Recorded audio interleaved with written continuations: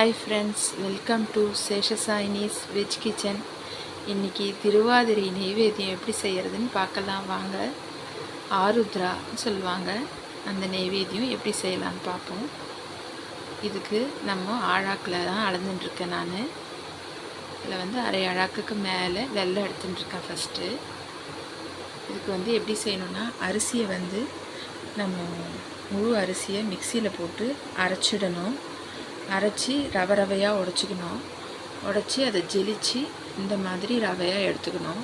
இப்போ நான் அதே ஆழாக்கில் அரை அழாக்கு ரவை எடுத்துட்டுருக்கேன். நான் ஆழாக்கு அரிசி எடுத்தேன், ஜெலிச்சதில் மாவாக எடுத்து, அதனால் பருப்பு, பைத்தம்பருப்பு, சிறு பருப்புன்னு சொல்லுவாங்கள்ல, அது ஒரு கைப்பிடி அளவு எடுத்துட்டுருக்கேன். அரை அழாக்கு அந்த அரிசி ரவை, அதுக்கு ஒரு கைப்பிடி அந்த சிறுபருப்பு, கொஞ்சம் முந்திரி எடுத்துட்டுருக்கேன். இப்போ நம்ம செய்யலாம் வாங்க. நெய் கொஞ்சம் ஊற்றிப்போம். நெய் கொஞ்சம் ஊற்றிட்டு இதில் நம்ம ஃபஸ்ட்டு முந்திரியை போட்டு வறுத்து எடுத்துக்கலாம். இது நடராஜருக்கு ரொம்ப ஸ்பெஷலான ஒரு நெய்வேத்தியம். இது திருவாதிரை களின்னு சொல்லுவாங்கள்ல, அதுதான் இப்போ நம்ம செய்கிறோம். இப்போ இதில் ஃபஸ்ட்டு முந்திரியை போட்டு வறுத்து எடுத்துக்கிறோம். வறுத்து எடுத்துட்டு இதுலேயே நம்ம அந்த ரவையும், அரிசி ரவையும் போட்டு நல்லா வறுத்து எடுக்கணும்.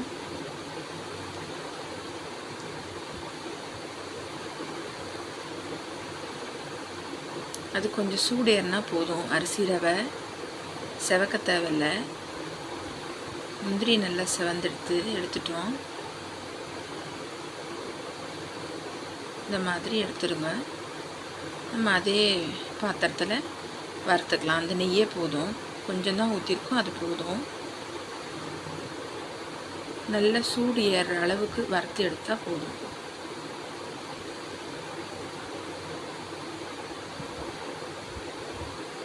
இப்போ இந்த குவான்டிட்டிக்கு 3/4 ஆழாக்கு கிட்ட வெல்லம் எடுத்துட்டுருக்கேன் நான். நல்ல தூளாக நறுக்கின வெல்லம். இப்போ இதில் இந்த வெல்லத்தில் கொஞ்சம் தண்ணி ஊற்றி அடுப்பில் வச்சிடலாம். இதுக்கு நடுவுலையே அதுவும் வெள்ளை கரைசலும் ஆகிடும். அப்போ தான் வெல்லம் கரைஞ்சிடுச்சுன்னா நம்ம வடிகட்டி தான் நம்ம இதில் சேர்த்துக்க முடியும். இப்போ இதை வறுத்து இதையும் அந்த முந்திரி கூடவே எடுத்து வச்சுக்கோங்க. இதில் இப்போ இந்த பைத்தம்பருப்பை இதே மாதிரி அதே நெய்யில் கொஞ்சம் நெய் ஊற்றி இந்த மாதிரி வறுத்துக்கணும். பைத்தம்பருப்பு மட்டும் கொஞ்சம் பொன்னிறமாக செவக்கணும். இந்த ப்ரொசீஜர் நாங்கள் எங்கள் வீட்டில் செய்கிற ப்ரொசீஜர் நான் போட்டிருக்கேன்.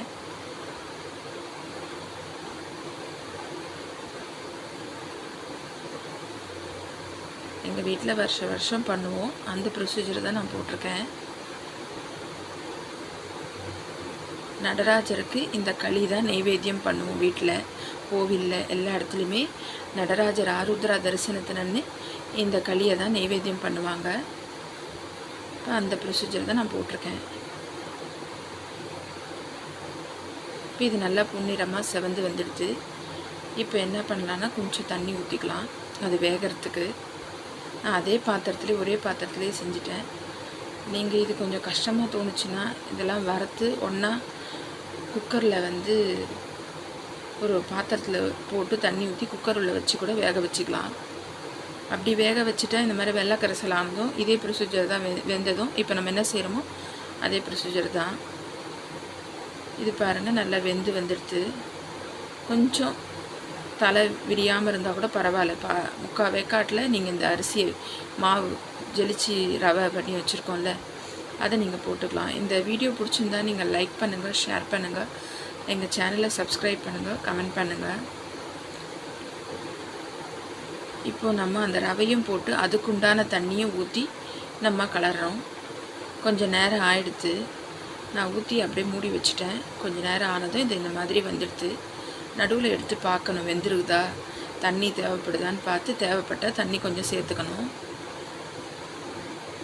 இப்போ இது நல்லா வெந்து வந்துடுது. இப்போ இதில் இந்த வெள்ளை கரைசலை நான் வடிகட்டிக்கிறேன். நிறைய டஸ்ட் இருக்குது, அதனால் வடிகட்டி தான் நம்ம வெல்லத்தை யூஸ் பண்ணணும்.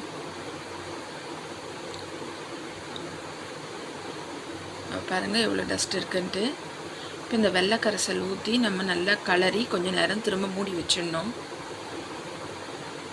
வெல்லம் பாகு வாசனை அடங்கிடுச்சு, அந்த பச்சை வாசனை வெள்ளை வாசனைன்னு வாங்கல, அது அடங்குற வரைக்கும் நான் கொதிக்க விட்டுருக்கேன்.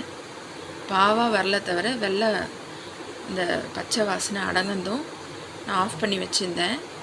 இப்போ இது வெந்ததும் இதில் நம்ம ஊற்றி இதை நம்ம நல்லா கலர்றோம். நல்லா கலரி கொஞ்சம் நேரம் வச்சிட்டிங்கன்னா அந்த வெள்ளத்தோடு சேர்ந்து இதை இந்த மாதிரி பக்குவமாக வந்துடும். நம்ம முதல் ஊற்றின நெய்யை தவிர வேறு எதுவுமே ஊற்றலை, எண்ணெய்லாம் ஊற்ற வேணாம். எண்ணெய் ஊற்றினீங்கன்னா எண்ணெய் வாசனை அடிச்சிரும், நல்லா இருக்காது. பாருங்க சூப்பராக வந்திருக்கு. இதை மாதிரி வரும். நம்ம சக்கரை பொங்கல் சேர்க்குற இன்க்ரீடியன்ட்ஸ் தான் நம்ம சேர்க்குறோம், ஆனால் நம்ம வறுத்து சேர்த்துக்கிறோம். இப்போ நம்ம ஏலக்காய் போட்டுடுறோம். அதே நேரத்தில் அதுக்கு அரிசியாக சேர்ப்போம். இது அரிசியை உடச்சி சேர்க்குறோம். அரிசியாக சேர்க்கும் போது அது ஒரு விதமான டேஸ்ட் கொடுக்கும். இது நம்ம அரிசியை மிக்ஸி ஜாரில் போட்டு ரவையாக உடச்சி அதில் மாவு இருந்துடுத்துனா அது நல்லா இருக்காதுன்னு செழித்து அந்த ரவையாக இருக்கிறத, சிறு ரவையாக இருக்கிறத நம்ம போட்டு தான் இதை செய்கிறோம். நம்ம சக்கரை பொங்கலை விட இது கொஞ்சம் கம்மியாக பைத்தம்பருப்பு யூஸ் பண்ணலாம். சக்கரை பொங்கலில் திராட்சை சேர்ப்போம், இதில் திராட்சை சேர்க்கலை. திருவாதிரைக்கு அதே போல் சாந்து முக்கியமாக செய்வாங்க கோயில்களில். இந்த சாந்து ரொம்ப சூப்பராக ஸ்மெல்லாக இருக்கும், நல்ல சென்டட் ஸ்மெல்லாக இருக்கும், நல்லாயிருக்கும்.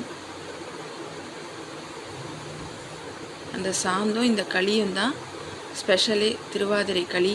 திருவாதிரைக்கு கோயிலுக்கு போனால் நடராஜர் சாந்து தான் ரொம்ப முக்கியமானது. நீங்களும் கோயிலுக்கு போனால் இந்த திருவாதிரை களியை வாங்கி சாப்பிடுங்க. நீங்களும் வீட்டில் செஞ்சு பாருங்கள். இது எங்கள் வீட்டு ப்ரொசீஜர், நான் செஞ்சுருக்கேன். இதில் உங்களுக்கு எப்படி தேவையோ நீங்கள் மாற்றி கூட செஞ்சுக்கலாம். ஸ்வீட்னஸ் எல்லாமே நீங்கள் மாற்றி செஞ்சுக்கலாம். தேங்க்ஸ் ஃபார் வாட்சிங்.